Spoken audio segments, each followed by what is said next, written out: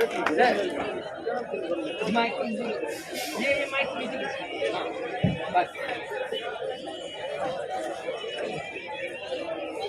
पर सब कुछ लगा हम रुक नहीं सकते, दांव पर सब कुछ लगा हम रुक नहीं सकते, टूट सकते हैं मगर अब हम झुक नहीं सकते, टूट सकते हैं मगर हम झुक नहीं सकते। मैं आज सैल्यूट करती हूँ उन हमारे जाबाज बहादुर भाइयों का जिन्होंने एक राष्ट्रीय ओबीसी महासभा का गठन करके ये साबित कर दिया है कि हम यूनाइट है, पूरा ओबीसी यूनाइट है।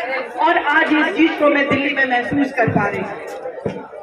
मध्य प्रदेश में इस महासभा का गठन हुआ, लेकिन आज ये लोग दिल्ली में आकर के दिल्ली में बैठी हुई बहरी सत्ता को भी आगाह कर रहे हैं।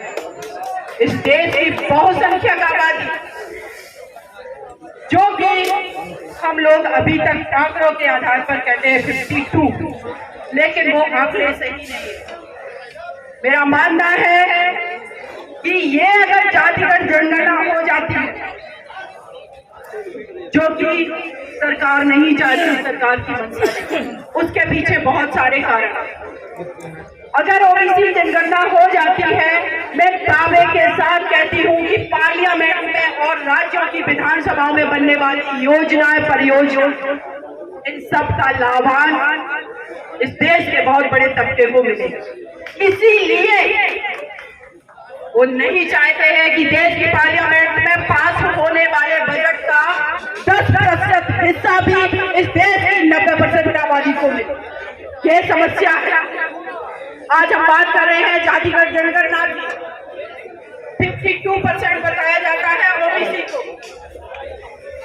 क्या देश की जनसंख्या निरंतर बढ़ती जा रही है और ओबीसी की जनगणना, ओबीसी की पहली जनगणना के उसके आधार पे हम 52% ही है, तो जनसंख्या भी किसकी बढ़ी है?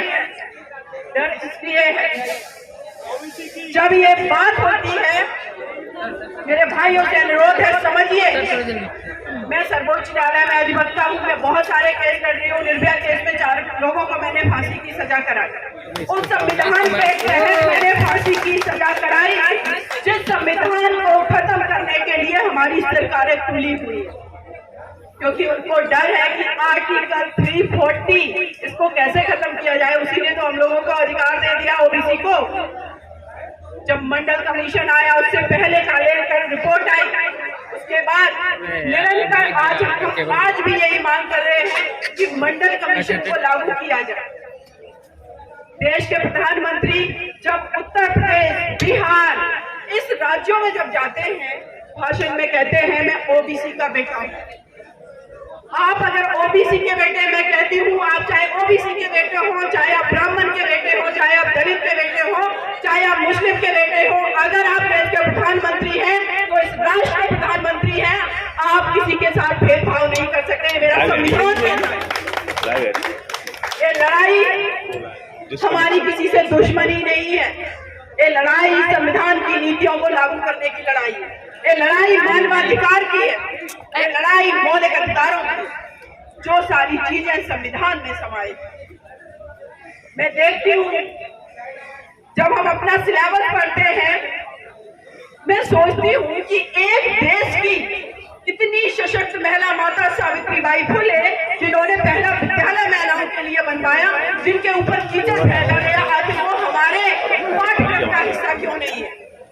क्या उनके बनाए हुए स्कूल के माध्यम से, क्या उनके पढ़ाए हुए सिलेबस से, क्या महिलाओं के मुहिम चलाए हुए उनके आंदोलन से देश की पहली महिला प्रधानमंत्री इंदिरा गांधी जी नहीं पढ़ी थी? शिक्षा की अलग जगाने वाली ऐसी क्रांतिकारी महिला को हमने इतिहास में क्यों दफन कर दिया? उनकी जाति की बेटी, उनके जाति के बेटे, उनके लोग ही क्यों उठाएंगे देश की पार्लियामेंट? उन्हीं भारत रत्न में ये भेदभाव आपने महापुरुषों के लिए किए। बाबा साहब भीमराव अम्बेडकर की बात करें, जिस बेटे के साथ 121 साल पहले घड़े से पानी नहीं पीने दिया गया और आज वही बेटा मेघवाल को आपने घड़े से पानी पीने के लिए पीट करके मार दिया। और वो बेटा जिसको आपने घड़े से पानी नहीं पीने दिया, जब भारत का संविधान लिखा, अंग्रेज यहाँ से जा रहे थे, अंग्रेजों ने कहा कि अगर भारतीय आप लोग इतने ही काबिल है तो अपने लिए संविधान बना लो। एक व्यक्ति नहीं समझ में आया कि भारत का इतना विविधता वाला मेरा देश, जहाँ केरल में अलग भाषा बोली जाती है, अलग कल्चर है, जहाँ पर नॉर्थ ईस्ट में अलग भाषा बोली जाती है, अलग खान पान है, पूरे भारत को समाहित करने वाला एक ही बेटा दिखाता, वो थे बाबा साहब भीमराव अम्बेडकर। कौन सा बेटा था? किस समाज का बेटा था? आपने उनको अछूत बना दिया। भाइयों, मैं एक बात कहना चाहती हूँ, इस अछूत की परिभाषा को बदल दीजिए। इस देश में वो लोग अछूत हैं जिन्होंने दूसरे का हिस्सा खाया, वो छूने के काबिल किसने खाया? इस देश में वो अछूत हैं जिन्होंने इंद्र मेघवाल जैसे बेटे को मारा। ऐसे लोगों का विरोध करिए। ये परिभाषाएं अब हम करेंगे कि कौन राष्ट्रवादी है और कौन देशद्रोही है। ये परिभाषाओं का जो खेल है, पाठ्यक्रम से लेकर के संविधान की इंटरप्रिटेशन से लेकर के सुप्रीम कोर्ट में जब कोई व्यक्ति बेल भी लगाता है तो SC ST OBC के लोगों की बेल ऐसे खारिज करके फेंक दी जाती है। क्यों? क्योंकि आपके पास इंटरप्रिटेशन का अधिकार मिल गया।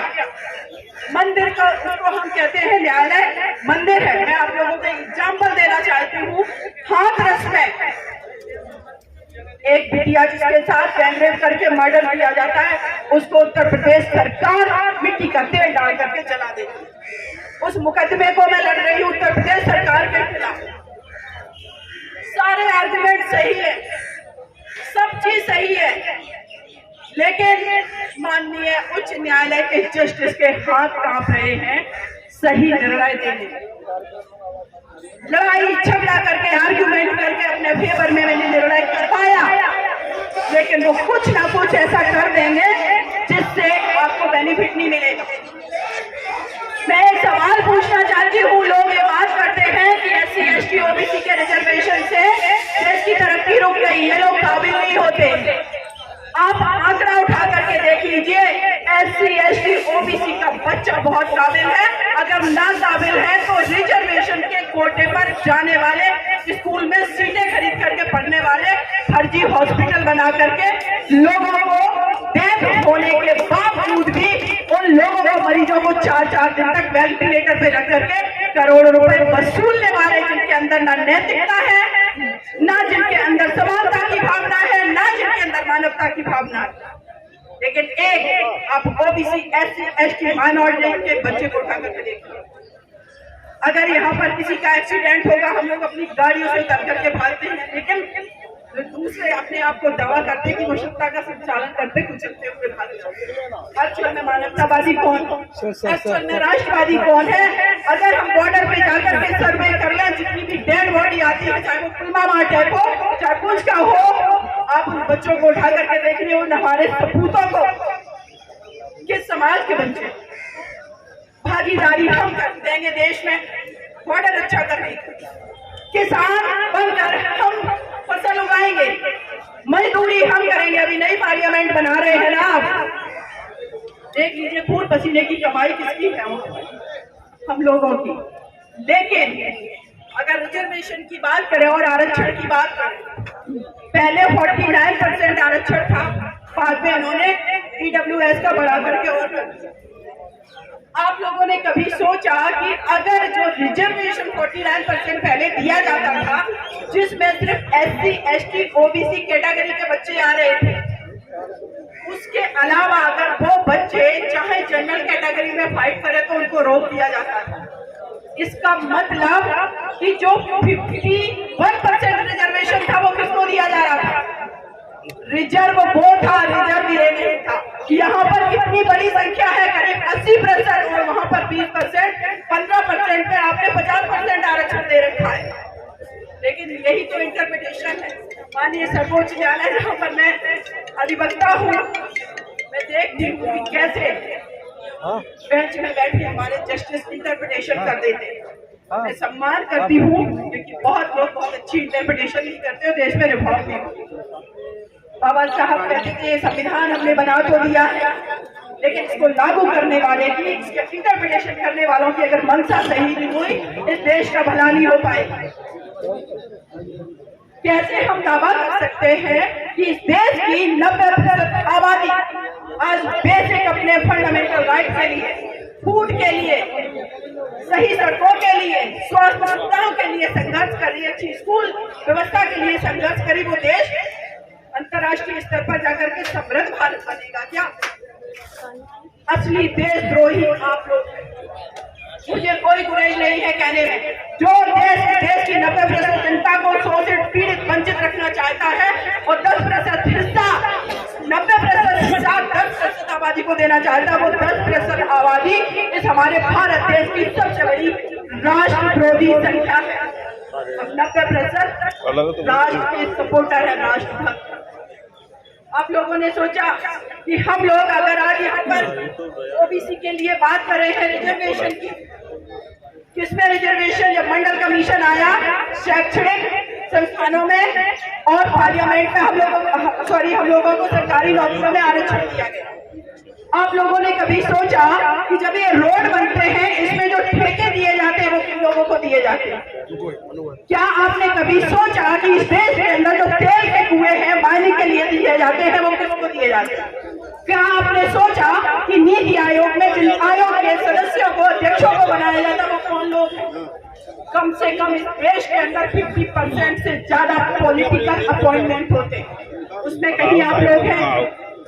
सीबीआई में कहीं है आप, सेक्रेटरी लेवल पे आप लोग हैं, यूनिवर्सिटी में चांसलर आप लोग हैं, जहां पर नीतियां बनती हैं।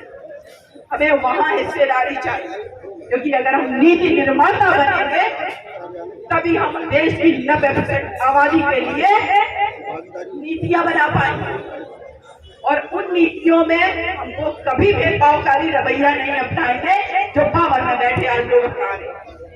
आपका चरित्र भेदभावकारी है, आप नैतिक नहीं है, आप अनैतिक हैं, आप मानवता का हनन करने वाले लोग हैं, आप संविधान को रोकने वाले लोग हैं, और इस देश की जो 90% आबादी है वो असल में राष्ट्रभक्त है, राष्ट्र का सम्मान करती है।